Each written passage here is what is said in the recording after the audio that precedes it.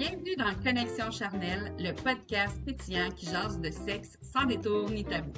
Moi, c'est Marilyn, je suis guide en connexion charnelle puis ambassadrice du plaisir assumé. Ici, c'est un safe space où on parle de nos désirs, d'intimité, de relations et tout ce qui fait vibrer ton petit monde intérieur. Ce podcast est présenté en collaboration avec Eros et compagnie, ton complice du plaisir et de la découverte. Attache ta tuque avec de la broche puis détache ta brassière. On part ça en grand avec humour, douceur puis un brin de fouet.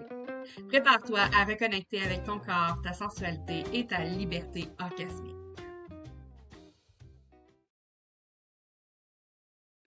Bonjour tout le monde!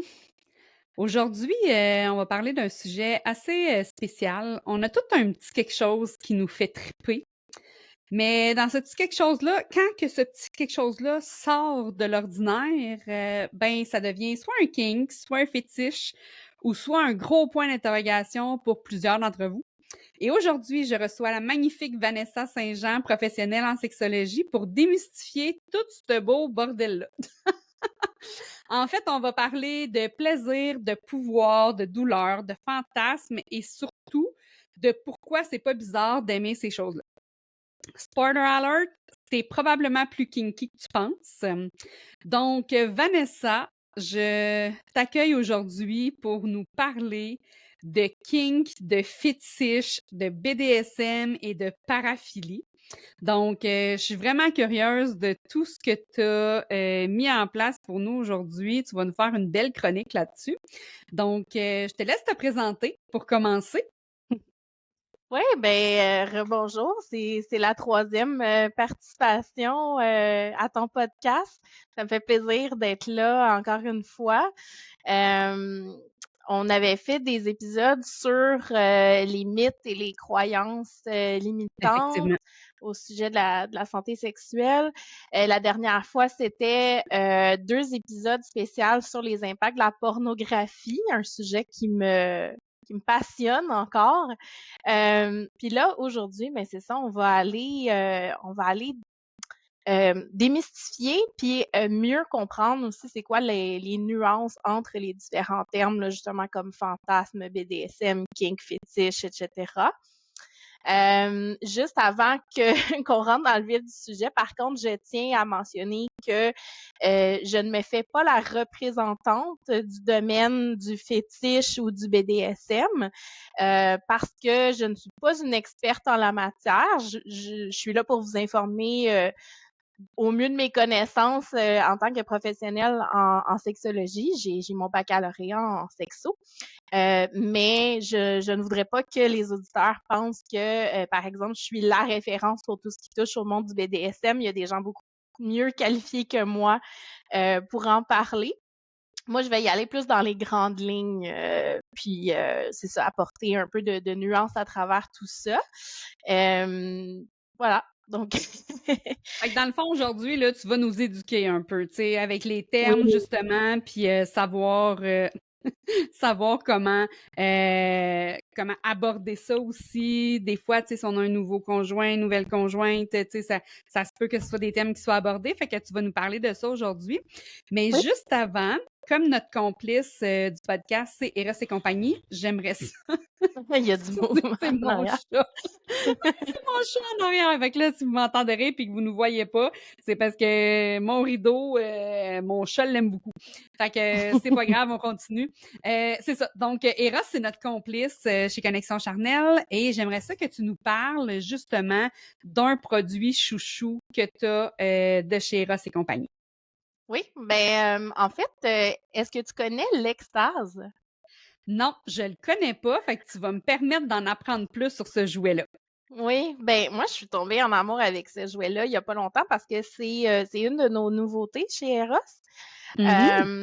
Ça fait quelques semaines qu'il est sorti, puis déjà très très populaire comme jouet. Donc ça ressemble à ça en fait. C'est un vibrateur mais qui a un petit quelque chose en plus.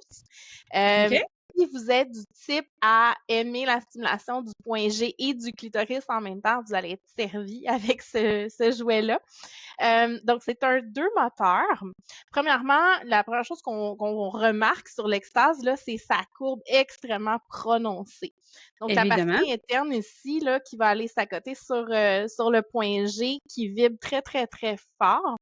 Et ici, la petite boule, c'est pour la stimulation clitoridienne.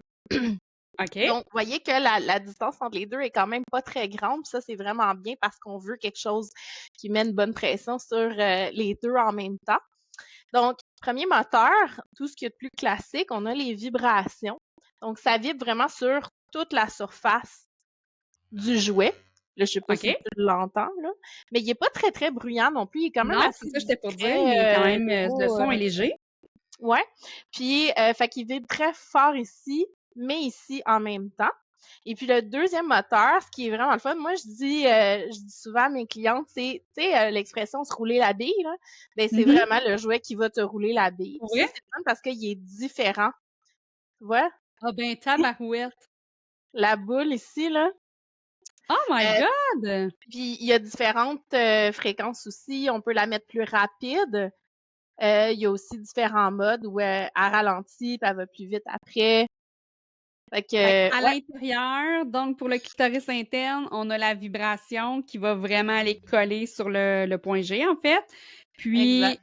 externe, on a le tournoiement, là, je sais pas. Le- je sais pas trop comment appeler ça. Mais, Ouais. ben c'est la première fois qu'on a un jouet qui fait ça, je pense. Oui, puis en plus, il est super beau. Il est comme un espèce de beau bleu marin, là, pour ceux qui sont à l'audio, là. Un beau jouet bleu marin, c'est rare qu'on voit ça. Fait que ouais, puis son prix est quand même le fun aussi, là. Je vais juste aller vérifier rapidement pour être sûr qu'il n'a pas changé de prix, là, mais aux Je trouve dernières ça le nouvelles, il fun était en bas de que tu 120. nous le présentes aujourd'hui parce Oui. que moi, je l'ai pas sur ma table, justement. Puis c'est drôle parce que j'étais allée en boutique la semaine passée, puis j'ai demandé de voir les nouveautés, puis on m'en a pas parlé. Fait que je suis vraiment contente que tu nous le présentes. C'est un jouet qui fait vraiment changement d'habitude. Ouais. Est-ce que toi, tu l'as testé? Je l'ai testé et je l'aime vraiment beaucoup. OK. C'est pas nécessairement le jouet que je vais utiliser à tous les jours parce qu'il est quand même intense. Faut aimer une bonne stimulation du point G. Mais quand tu as envie que ça soit rapide puis t'as pas beaucoup de temps à perdre, là, c'est assez efficace comme jouet. Ah ben, Colin.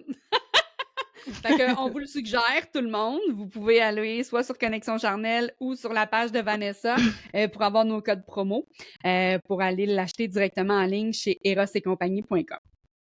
Fait que là, on va, suite à l'extase, on va parler vraiment de choses plus précises. Là. On rentre dans un sujet qui est des fois peut-être gênant ou tabou pour certaines personnes d'avoir des pratiques ou des envies, des fantasmes sexuels qui sortent de l'ordinaire, en fait. Fait que j'aimerais ça que tu m'expliques, Vanessa, c'est quoi la différence entre un kink, un fétiche, le BDSM, puis une déviance sexuelle? Ouais, fait que là, on a plein de termes qui sont souvent euh, qui sont souvent pris les uns pour les autres, mais qui veulent pas nécessairement dire la même chose. Donc, il faut quand même faire Mhm. attention quand on utilise ces termes-là. Donc, si on commence par le terme kink. Donc, un kink, en fait, c'est un anglicisme qui désigne une préférence ou un penchant sexuel qui sort du cadre traditionnel ou vanille. Vous allez voir, je vais utiliser beaucoup de air guillemets, là. Donc, c'est un terme qu'on utilise à plusieurs sauces de nos jours. Puis il y a beaucoup de gens qui l'utilisent pas nécessairement pour parler d'un fétiche en particulier. Qu'il y en a qui vont l'utiliser à la blague, là, tu sais, genre quelqu'un qui met du ketchup sur tout va dire j'ai un kink de ketchup, là. Fait que c'est pas nécessairement ça que ça veut dire, là. Mais en fait, un kink, ça peut être très léger ou ça peut être très spécifique et poussé. Par exemple, quelqu'un pourrait prendre plaisir à ne porter rien d'autre que des bottes durant le Mhm. sexe ou voir son ou sa partenaire dans cette vision-là. Ça pourrait être considéré un kink. Donc, il y a certains qui vont aimer trouver des manières de faire l'amour dans des endroits publics ou jouer à des jeux de rôle pour ajouter du piquant. Pour d'autres, le kink, c'est plus porté vers des pratiques BDSM, mais ce seraient des personnes qui seraient aussi très à l'aise d'avoir du sexe plus traditionnel quand même. OK. Après, il faut faire la nuance aussi entre un fétiche et un kink. En général, quand on parle d'un fétiche, on parle de la fétichisation d'un objet, d'un type de corps, d'une pratique très spécifique, et ça devient vraiment central à l'excitation de la personne. Par Central, exemple, tu veux dire que ça devient essentiel, disons. Exact, on pourrait OK. dire ça comme ça, ouais. Donc, la personne en a vraiment besoin là, pour s'exciter ou arriver à l'orgasme. Donc, par exemple, quelqu'un pourrait fétichiser les personnes particulièrement poilues, les personnes de petite taille, les femmes enceintes, les pieds, hein, c'en est un qu'on entend quand même souvent. Le fait de porter des sous-vêtements du sexe opposé aussi, ça serait un exemple. Puis si on parle d'une déviance sexuelle, bien ça dépend vraiment à travers quelles lunettes on en parle. Parce qu'il y a des notions OK. médicales, juridiques, morales et même sociologiques qui peuvent venir teinter la définition d'une déviance. OK. Si on y va au sens très large du terme, on va dire qu'une déviance, c'est un comportement ou une attirance qui s'écarte des normes sexuelles socialement établies. Les déviances sexuelles, en fait, ils ont été amenés à changer au fil de l'histoire selon les cultures, les changements de mœurs. Par exemple, fait intéressant, l'homosexualité, ça a longtemps été considéré comme une déviance et même que ça a déjà fait partie du manuel diagnostic de psychiatrie, ce qu'on appelle le communément DSM? le DSM, exactement. Donc, ça a longtemps fait partie de ce manuel-là. Puis c'est seulement en 1973 qu'on l'a retiré du DSM. Puis c'est seulement en 1990, donc j'avais 1 an en 1990, là, ça fait vraiment pas si longtemps que ça, que l'OSM, l'Organisme mondial de la santé, a retiré l'homosexualité de sa classification des maladies mentales. Donc, c'est très récent dans l'histoire. Hey, quand même, hein? Oui, 1990. oui, Tu ben c'est sais, je ça, veux dire, c'est hein? quand même juste il y a 35 ans. Exactement. Tu sais, quand on dit qu'il y a encore beaucoup de chemin à faire, mais c'est ça, c'est que dans l'histoire de la société, tu sais, l'homosexualité, c'est très, ça fait vraiment pas si longtemps que ça qu'on voit plus ça comme une maladie mentale, là. Donc, c'est pas pour rien qu'on en parle autant. Mais si on revient à aujourd'hui, le vrai terme sexologique pour parler des déviances, c'est paraphilie. Est-ce que tu avais OK. déjà entendu ce terme-là? Oui. Ouais, OK. Ben, c'est ça, le terme paraphilie, c'est pas un terme qu'on utilise beaucoup, mais c'est vraiment le vrai terme qui englobe tout ce qui est considéré comme des déviances en tant que tel.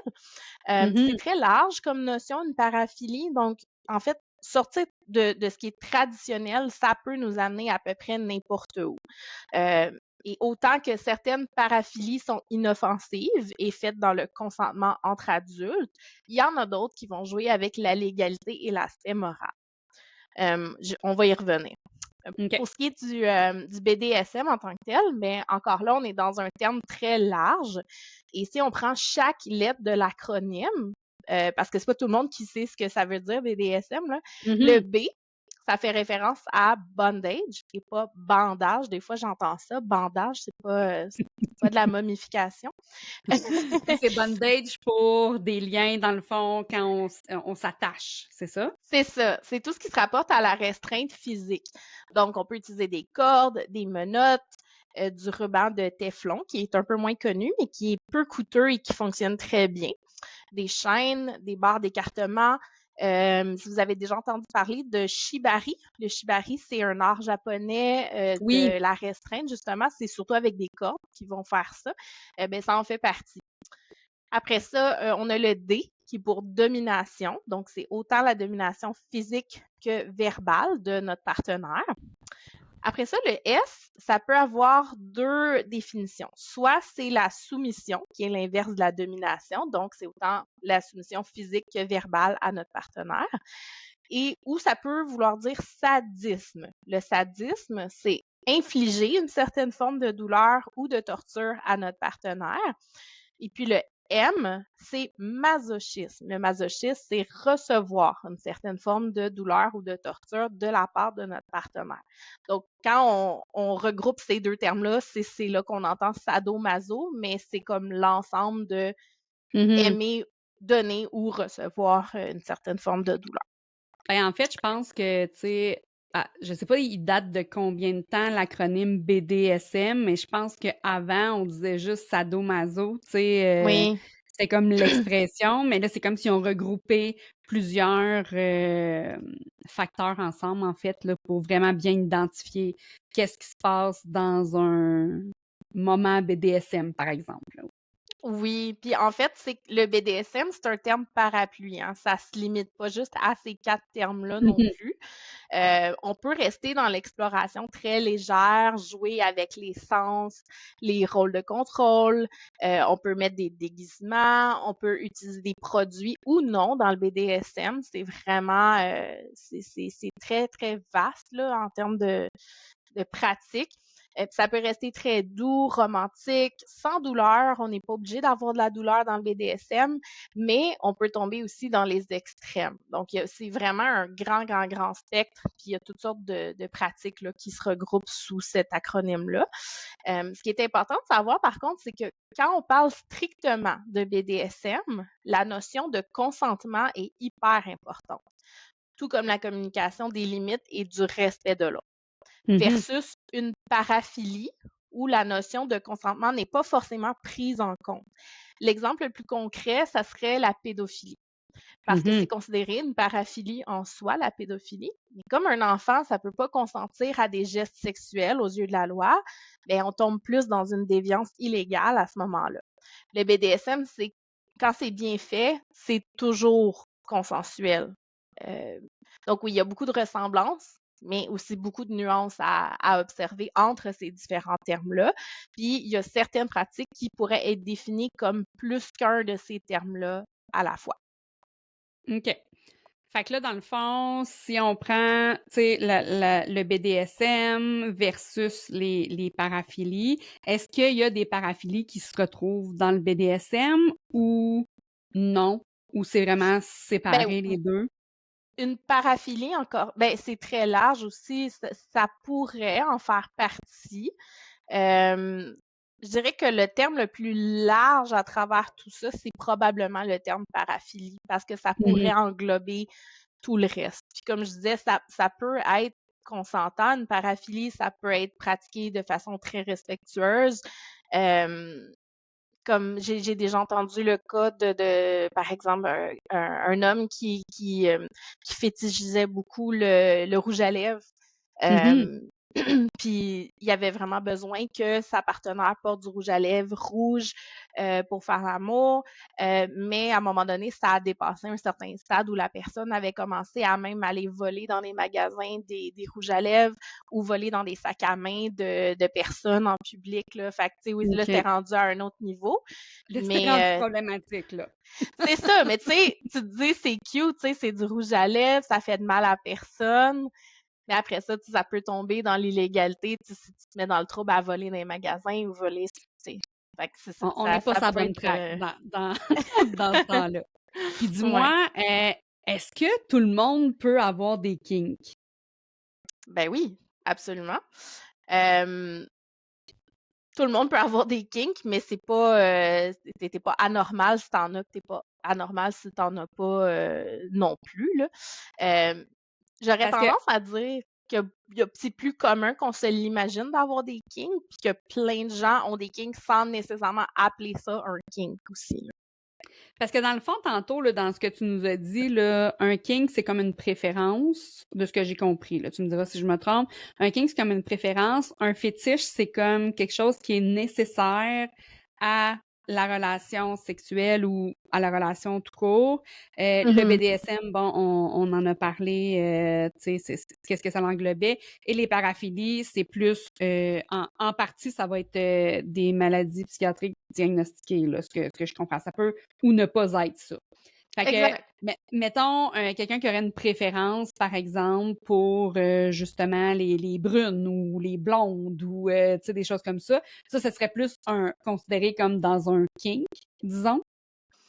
Je dirais que faudrait que pour que ce soit considéré un kink, ça ait vraiment un aspect excitation sexuelle Mhm. versus, mettons, tu sais, dire que tu as une préférence pour les gens qui ont les yeux bleus ou les gens qui ont les cheveux bruns foncés.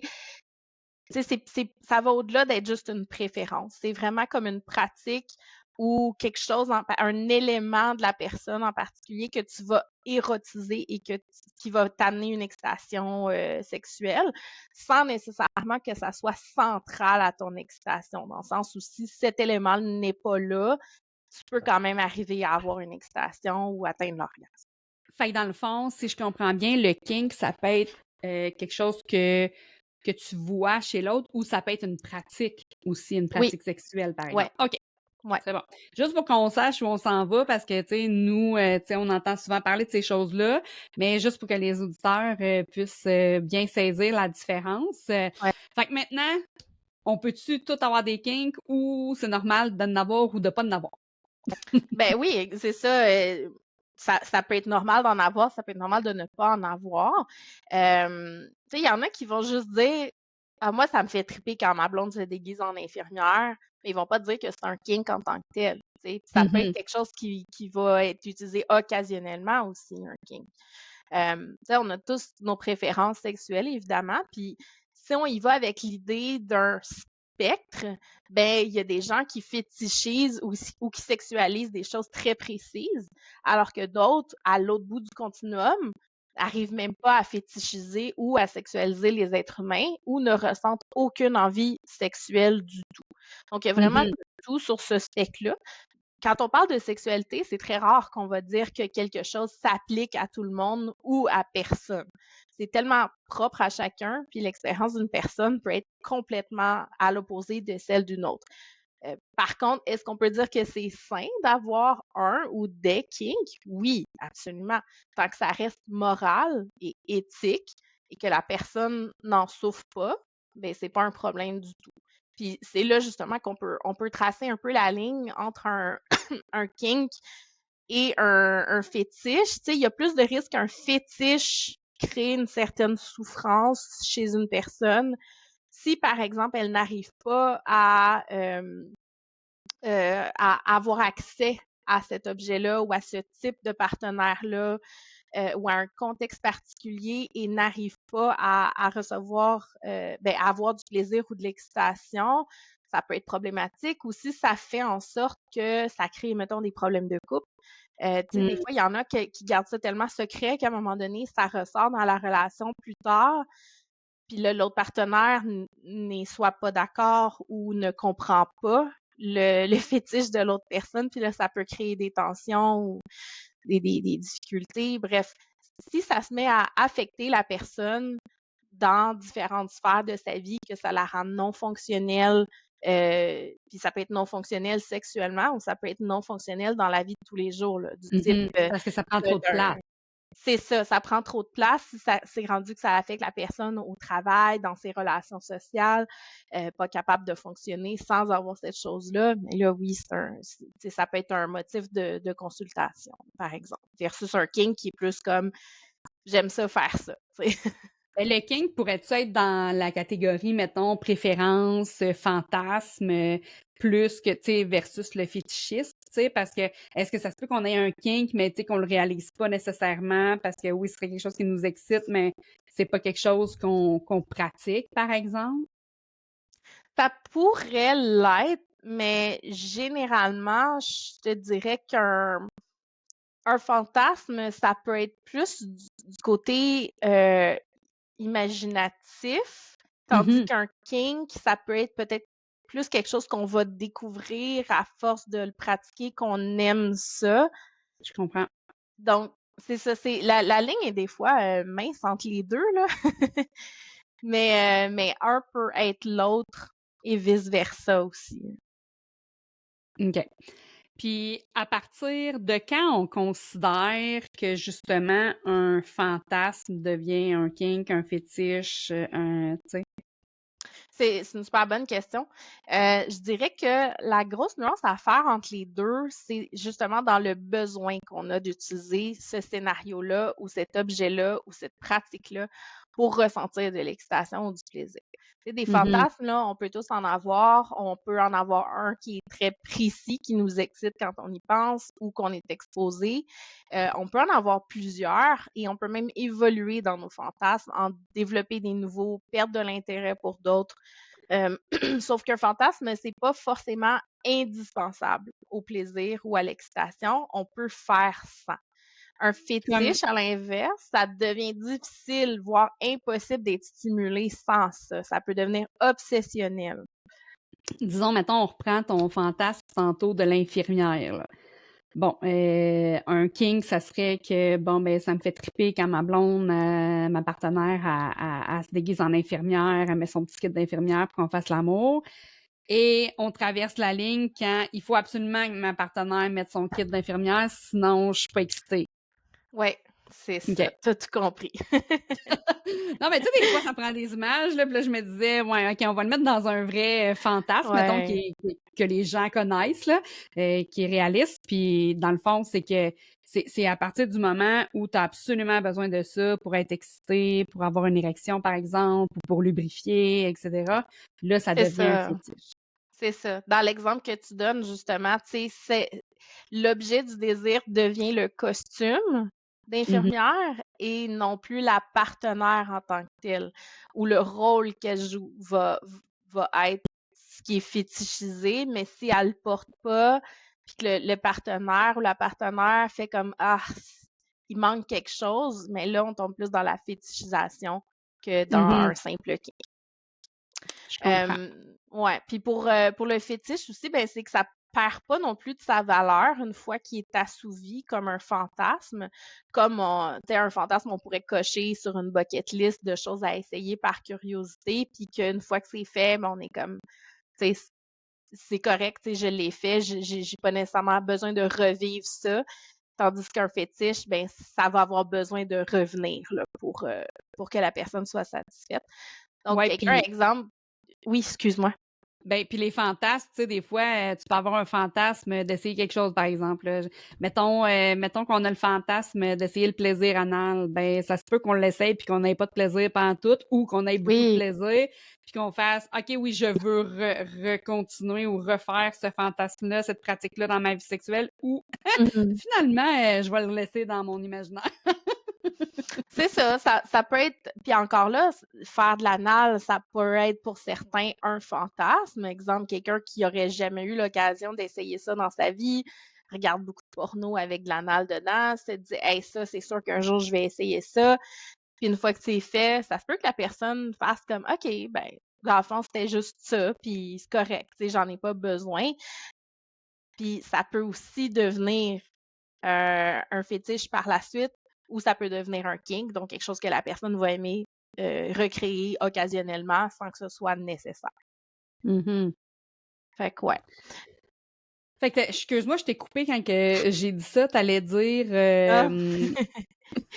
Mais j'allais dire, tu sais, exemple, quelqu'un qui arriverait à l'orgasme juste par l'utilisation d'un objet X, autant dans ses relations intimes qu'en solo, ben là, c'est ça, on parle plus d'un fétiche que d'un fantasme. OK. Puis, peux-tu me dire pourquoi il y a des personnes, par exemple, parce que quand on pense au BDSM, on pense beaucoup à la restriction, à la douleur, tu sais, la soumission, la domination, tout ça. Est-ce que tu peux nous expliquer pourquoi il y a des personnes qui sont excitées par ça? Parce que, tu sais, moi, Mm. mettons, ben à frette de même, ça m'énerve pas le poil des jambes, pas une seconde, tu sais. Ouais, ouais. Donc pourquoi certaines personnes vont être excitées par la douleur ou la soumission ou la domination, ouais. Ben c'est une question, je pense que beaucoup de gens vont se poser. Puis je comprends parfaitement que pour des non-adeptes, de fétichiser la douleur, la domination ou la soumission, ça puisse être problématique. Puis comme n'importe quoi, hein, ce qui excite quelqu'un, mais pas quelqu'un d'autre, ça signifie pas nécessairement qu'il y a une des deux personnes qui a un problème. C'est Mhm. pas parce qu'on comprend pas quelque chose que c'est automatiquement mauvais ou négatif ou néfaste. Euh, un fun fact qui est pas mal intéressant, c'est que plusieurs études ont démontré que les gens qui pratiquent le BDSM sous quelconque forme démontrent souvent une plus grande ouverture d'esprit, moins d'anxiété, une meilleure estime de soi et une meilleure intelligence émotionnelle et introspective que la moyenne. Ah Même que ouais. certaines études, oui, même certaines études ont démontré que le niveau d'éducation chez les pratiquants du BDSM est légèrement plus élevé que dans la population moyenne. Puis on dit OK. aussi que c'est des gens qui sont moins conformistes et qui sont plus aptes à utiliser leur sens critique. Fait que ça, c'est quand même intéressant. J'ai entendu ça il y a pas si longtemps, là, puis j'ai été pousser la recherche un peu plus loin. Je voulais voir si c'était juste une étude qui disait ça, mais en fait, il y en a eu plusieurs études à ce sujet-là, puis ils arrivent tous à ces conclusions-là, donc c'est super intéressant. Puis après, ben c'est toujours du cas par cas. On pourra jamais dire que parmi tous ceux et celles qui aiment le BDSM, il y en a aucun pour qui, mettons, ça partirait d'un certain trauma. Mhm. Il y en a qui se demandent est-ce que, mettons, le BDSM, ça vient d'un trauma ou qu'on essaie de recréer ça? Pas nécessairement, là. Il y a pas cette association-là qui a été prouvée non plus. Puis, il faut savoir aussi que dans un cadre contrôlé, la douleur, ça déclenche un certain taux d'endorphine et d'adrénaline dans le corps. Ça peut être Mhm. très excitant et même euphorisant pour certaines personnes. Puis ça peut se comparer aussi, comme je l'avais déjà expliqué dans un autre épisode, je pense que c'est celui sur la pornographie, que quand on est exposé à quelque chose justement qui nous sécrète énormément d'adrénaline, d'endorphine, de dopamine, ça vient créer une association biochimique dans le cerveau, donc ça peut devenir un certain besoin par la suite, là. Il y a certaines personnes qui se lancent dans le BDSM, puis après ça, ben ils veulent plus revenir à du sexe vanille parce qu'ils ont de la difficulté à aller chercher ce même niveau de dopamine-là dans le sexe vanille. Donc, c'est ça, ça devient un plus grand besoin par la suite. On va donner juste parce que tu dis sexe vanille depuis tantôt, mais sexe vanille, on se réfère plus au sexe classique, disons, qui est plutôt standard. On va dire ça de même. Je C'est vais pas dire ça. ordinaire, là, parce que ça peut être très bon du sexe vanille, mais ce que je veux Oui, dire, c'est que c'est plus traditionnel, en fait, de ce qu'on connaît de la sexualité versus être ouais. kinky. Ben là, c'est d'amener des petites touches plus piquantes, on va dire ça comme ça, Ouais. à notre sexualité. Puis est-ce que les kinks, tu sais, comme par exemple, là, tu disais, on va sécréter de l'endorphine. Si, par exemple, on parle du choking, tu sais, les personnes qui se font serrer la gorge, ça serait un kink ou un fétiche peut-être. En tout cas, bref, mais on pourrait le retrouver dans différentes catégories, Ouais. j'imagine. Mais ça, dans le fond, si par exemple la femme ou l'homme dit, ben moi, je suis pas capable d'atteindre l'orgasme sans me faire choquer, là, on tombe dans Ça, c'était quoi? C'est plus parce que un fétiche. ce serait plus un fétiche. Puis est-ce que tu crois Ouais. que c'est parce que tu sais, le cerveau, il emmagasine bien des informations. Fait que si, par exemple, on a eu un orgasme en même temps qu'on se faisait tirer les cheveux, par exemple, ou choquer, ou peu importe, est-ce que notre cerveau Mhm. enregistre, oh my God, tu sais, j'étais dans ce moment-là, avec ces actions-là, j'ai eu un orgasme. Fait que c'est plus facile de recréer l'orgasme par la suite parce que pour le cerveau, ah, OK, je me fais tirer les cheveux, je me fais choquer, peu importe. Ouais. Est-ce que tu penses que ça a un incidence justement neurologique sur l'orgasme? C'est pas rare, en fait, que ça arrive. C'est assez connu, en fait, que tu sais, le cerveau humain, là, ça fonctionne beaucoup par association. Mhm. Donc, on peut associer des émotions négatives à certaines expériences, puis autant qu'on peut associer des émotions positives. Donc, la sexualité, ça fait pas exception à ça. Si notre réveil sexuel se passe dans un certain contexte bien particulier, ça se peut qu'après ça, on ait besoin, du moins qu'on ressente le besoin de recréer certains éléments de ce contexte-là pour retrouver la même excitation. comme c'est pas obligatoire que c'est ça qui va arriver, mais ça peut arriver. Puis oui, effectivement, quelqu'un qui atteindrait un orgasme très puissant, là, tu sais, un niveau qu'il n'a jamais atteint dans sa vie, parce que son ou sa partenaire le choquait un peu à ce moment-là, mais là, ça se peut que ça vienne comme débloquer quelque chose dans sa tête qui fasse comme OK, ça, je veux revivre ça le plus souvent possible. Puis ça peut rester au stade de King comme ça peut devenir une fétichisation par la suite aussi. Un peu comme les routines masturbatoires, en fait, si on a toujours la même routine masturbatoire avec laquelle on atteint l'orgasme en moins d'1 minute, ben notre Ouais. cerveau, il a plus envie de se forcer par la suite avec d'autres types de manipulations. Tu sais, il faut comme le Ouais. rééduquer. Fait que c'est un peu le même principe. Donc, si on voulait pas tomber dans ça me prend absolument cette manipulation-là pour avoir un orgasme, ça serait quand même important de continuer d'essayer d'atteindre l'orgasme de différentes façons. Parce que j'ai un chat dans la gorge. De différentes façons pour ne pas associer l'orgasme à juste un type de contact sexuel, par exemple. Oui, mais ça, c'est intéressant que tu l'amènes là, parce que justement, en tout cas, dans le temps que moi, j'ai fait mon baccalauréat, un de nos cours, c'était sur les modes masturbatoires parce qu'il y en a plusieurs types. Je me souviens plus de tous les noms là, par vague, mécanique. En tout cas, il y a vraiment des termes précis que quand tu t'attardes à ça, tu réalises, OK, je comprends mieux maintenant pourquoi j'arrive à atteindre l'orgasme dans une certaine position ou en faisant certains mouvements, mais pas dans d'autres, parce que Mhm. souvent, mais on a appris de cette façon-là, puis ça nous reste vraiment longtemps. Ça peut rester toute notre vie, comme on peut aussi déprogrammer ça. Puis ça, Mhm. c'est comme n'importe quoi. Tu sais, si on a pris une certaine habitude ou qu'on a créé des associations dans notre tête, ça peut se déprogrammer aussi. Puis après ça, ben c'est est-ce que la personne a envie de se déprogrammer ou d'apprendre de nouvelles façons de s'amener à Mhm. l'orgasme? Ça, c'est vraiment chacun chacun pour Non, c'est soi là-dedans, là. c'est clair, mais je trouve ça intéressant, tu sais, de voir à quel point, parce que, tu sais, l'organe sexuel le plus puissant du corps, c'est quand même le cerveau, quand on Oui. y pense. Fait que, tu sais, c'est intéressant de comprendre qu'il fait des liens puis qu'il envoie des signaux aussi. Tu sais, moi, je vis avec la fibromyalgie.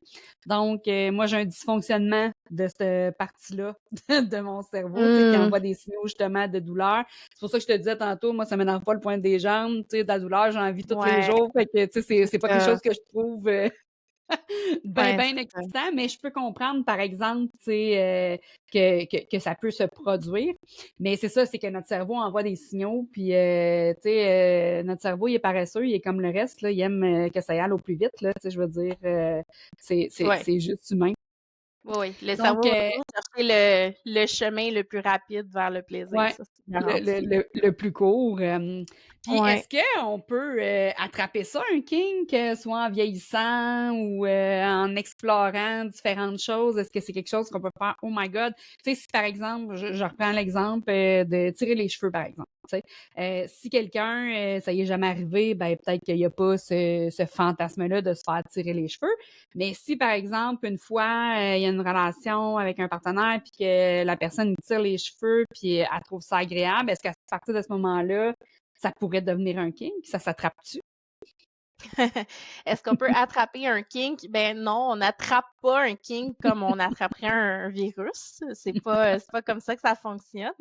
Mais un kink, un fantasme ou un fétiche, ça peut certainement se développer à n'importe quel stade de notre développement sexuel, hein. Comme je viens de le mentionner, ça peut être très, très, très jeune. Même qu'on pourrait dire que dans certains cas, ça remonte jusqu'à très tôt dans l'enfance. Le contexte dans lequel l'éveil sexuel se produit a beaucoup à voir avec les kinks et les paraphilies. Donc, justement, on avait commencé Mhm. à en parler.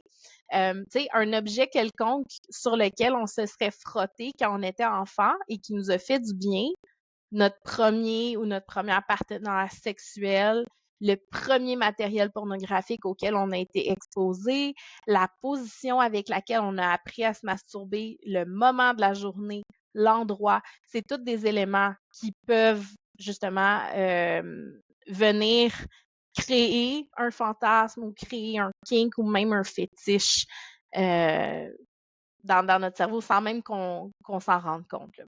Par exemple, j'ai déjà entendu parler d'un homme adulte qui avait fait une association très précise entre son excitation et le son de la pluie. Donc, quand il pleut, il en profite pour se masturber. Il va même y arriver d'écouter le son de la pluie dans ses écouteurs au même titre qu'un autre écouterait de la porno sur son cell. Donc, Oh my God, c'est il y a une intéressant quand raison. même.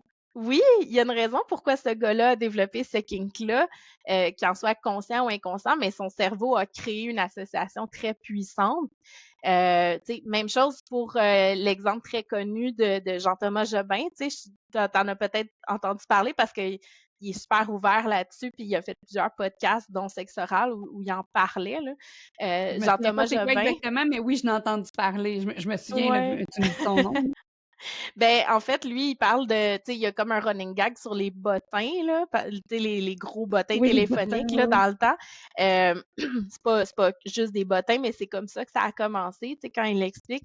Il avait participé à Sexe oral, puis il avait expliqué comment ce kink-là s'était développé très tôt dans sa jeunesse, de manière complètement anodine.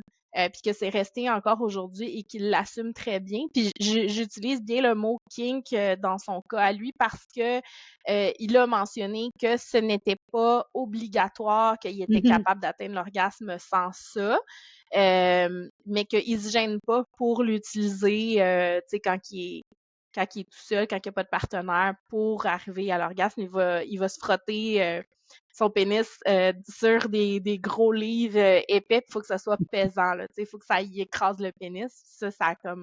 Ça crée une association dans sa tête. C'est drôle là quand tu t'apprends ça la première fois, mais c'est un Ben, c'est bel sûr que c'est exemple. cocasse quand même, tu sais, on Ouais. s'entend, là. Puis, tu sais, c'est sûr que lui, de la manière qu'il l'apporte, je me souviens d'avoir écouté l'épisode, donc je vous encourage à aller l'écouter si vous voulez Oui. connaître toute l'histoire de Jean-Thomas. Vous irez voir l'épisode de Jean-Thomas Jobin avec Sexe oral. Mais il reste que, tu sais, c'est quand même cocasse, tu sais, il y a des kings comme ça qui sont comme farfelus, tu sais, qui sont comme, tu fais, mais ça sort d'où, tu sais? Ouais, c'est ça. Puis des fois, la personne, elle a un souvenir très précis dans sa tête, puis des fois, pas du tout, là. Ça peut être, je sais pas comment j'en suis venue à faire une association entre masturbation puis les bottins téléphoniques. Mais c'est ça. Dans son cas, il savait, là, c'était quoi son souvenir précis. Puis, y a-t-il des différences entre les fantasmes qu'on a dans notre imaginaire versus ceux qu'on veut vivre pour de vrai? Est-ce qu'on peut faire une différence entre les deux ou on veut forcément tout vivre les fantasmes qu'on a? Et tu sais, un fantasme, à la base, c'est quelque chose qu'on érotise dans notre tête. C'est un scénario, une personne, un contexte, un rôle, un costume. Après, c'est libre à chacun, chacune de décider si on a envie de réaliser ces fantasmes-là ou de les garder comme source de stimulation dans notre tête. Puis on peut avoir les deux. On peut avoir une liste de fantasmes réalisables à cocher, mais aussi on peut avoir des scénarios plus tabous ou même complètement fictifs qui vont rester dans notre imaginaire à tout jamais. Donc, un fantasme, c'est pas obligatoirement quelque chose qu'on doit réaliser dans la vraie vie. C'est correct de se garder une part d'imagination érotique. Il y a quelque chose d'excitant aussi dans le fait que ça reste inaccessible. Hein. Souvent, quand on obtient qu'est-ce qu'on veut, l'objet du désir perd de sa valeur par la suite, ou encore on désire quelque chose d'autre qui est pas toujours une bonne chose nécessairement. Là. Si on réalise quelque chose, puis finalement, ben, on a besoin de plus et toujours plus, ben, c'est là que ça peut devenir justement, tu sais, comme je reprends mon exemple tantôt du monsieur avec les rouges à lèvres, ça a parti de quelque chose d'anodin, de cute, tu sais, de super facile à réaliser, mais ça a pris des tournures, tu sais, où le monsieur, tu sais, cet exemple-là que je le sors de mes cours en sexologie parce que c'était une de mes enseignantes qui faisait aussi de la thérapie sexologique, qui expliquait que, tu sais, c'est ce qui l'a amené à faire de la thérapie, ce monsieur-là, c'est parce qu'il s'est fait arrêter à cause de son kink.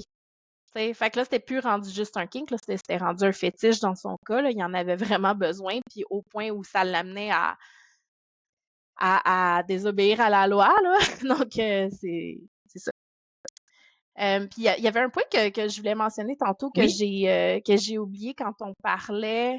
Attends une minute, je veux juste me retrouver dans mes petites notes.